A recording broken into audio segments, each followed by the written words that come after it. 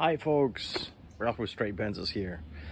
In today's episode of You Can't Make This Up, I'm going to change the alternator on the 300 SDL from 1987. For all of you guys with the OM603 engine, it's kind of the same thing for all of them. And the reason why is it's another episode of You Can't Make This Up, because I just changed the alternator. It had no charge, so I had a remanufactured one here in inventory and it squeals like a son of a gun, as you can hear in a moment. All right, let's give this a shot. Hold on tight.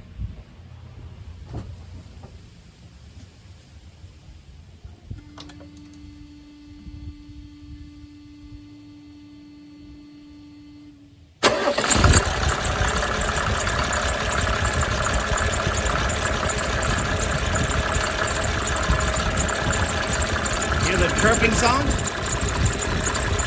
that wasn't there before.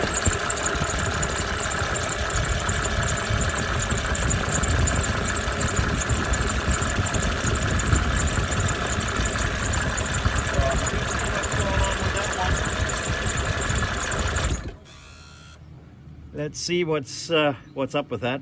But anyway, so what we'll need to do is we need a size 13 wrench for this, a 3/8 extension in order to loosen this, loosen the belt so we can get the belt around the pulley, and then we need to loosen up the the engine cover to get to the alternator.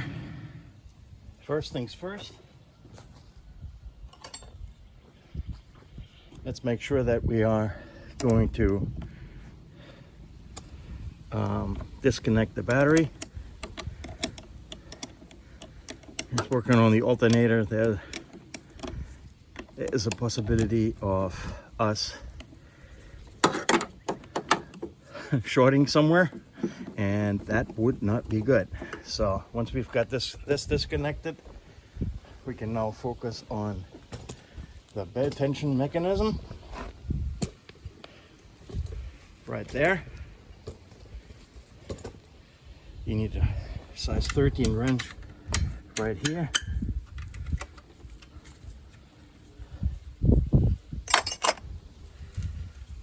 Make sure that you don't lose any other screws, nuts, washers, the like. And then you take a 3/8 extension, insert it into here, push this one up, this bolt down, and now you can completely release the belt tension mechanism, and voila, I'm going to be able to get the belt loose. Pull this up a little bit, and now we can get the belt off the pulley, which is actually easier from the bottom. So we're here under the car. We can get the belt off, put that to the side a little bit. All right, one holding bolt is down here and the other one up top, which is the bigger pin in the neck, because you can pull it out because it's interfering with the cooler, with the radiator. Behind here, there is the main plug. You push the spring back, that holds it in place. Easier said than done. There we go. And you can then get the plug out, which is better done when you have the alternator still in place rather than dangling in your hand. And then you take a size 15 wrench,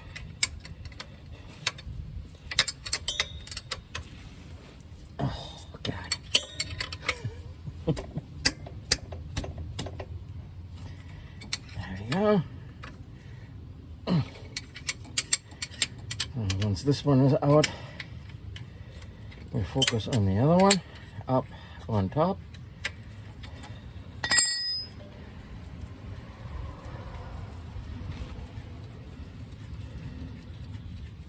And one last tip, when you're trying to install a remanufactured one, or a new one, refurbished one, or whatever, make absolutely sure. All right, I'm gonna put this one back so it won't fall, and then I meet you back up on top. Oh. So here we go. There is that bolt. It's not the easiest to get to.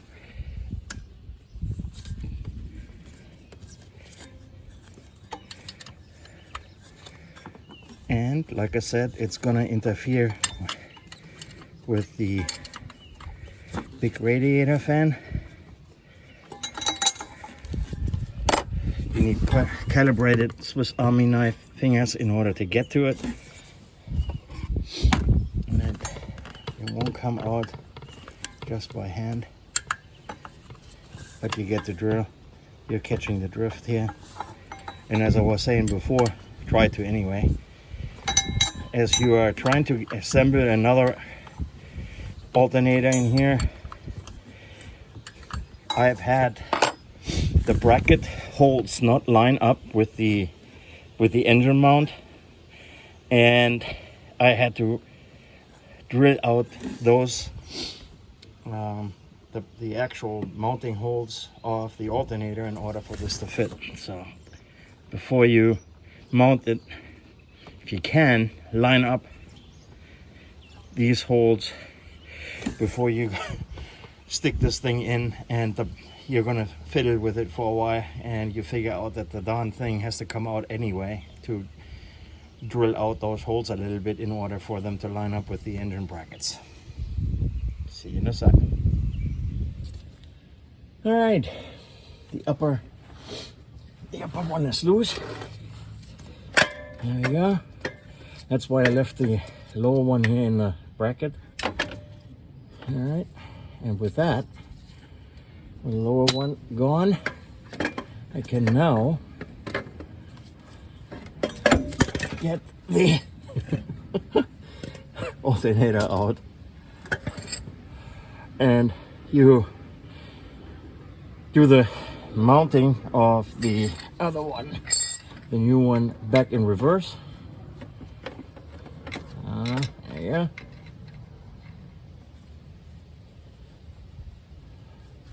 Just get this one started. Push this bolt in so it pivots, and then put the upper bolt in.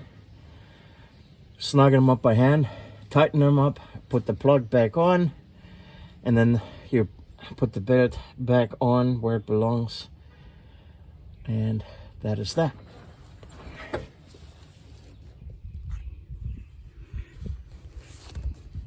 You got the belt back on the pulley, two bolts back tight,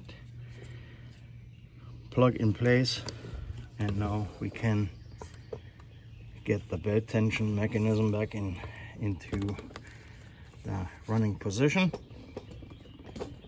You do that by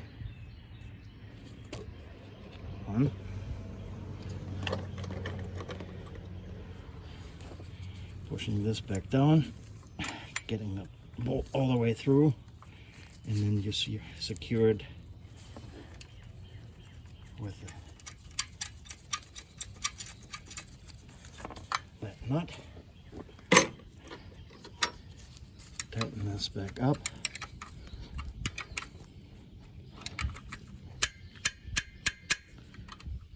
Don't over tighten it. There you go, that's good.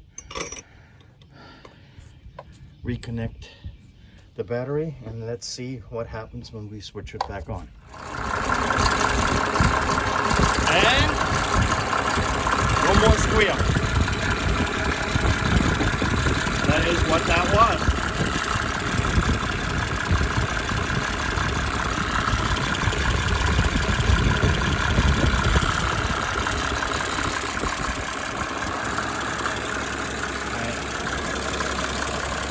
I love the 6-cylinder engines from Benz. They're just smooth as silk.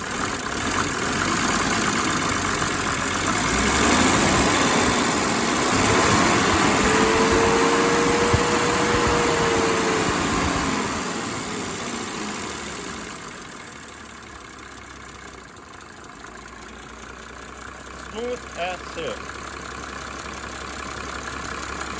Nice job done. We'll take a look at the alternator next to see what the reman folks did wrong. Couple of closing remarks. The culprit of the squealing bearing is most likely this thing. See that little dent in the shield? Whoever rebuilt dented that, and that's most likely catching the cage, the bearing cage, and this thing started squealing. So I get myself a couple new bearings, put that thing back together, and we got a hopefully a usable alternator in the near future. The one that I took out had been that had come out of the car was only, I think, 10,000-15,000 miles into it, but look at that. The carbon brushes are completely worn down. This is what a new one looks like. There's no wonder why this one did not work anymore. Put the new one in, it's working again. And that is all I've got for today. All right, folks, that's all for today. Be careful with the rebuild stuff. More than once I've been very disappointed in the quality of stuff that you can buy nowadays. Brake parts in particular, remanufactured calipers don't last longer than typically 2 years tops. But anyhow, give the channel a like. See you next time. Until then, bye bye.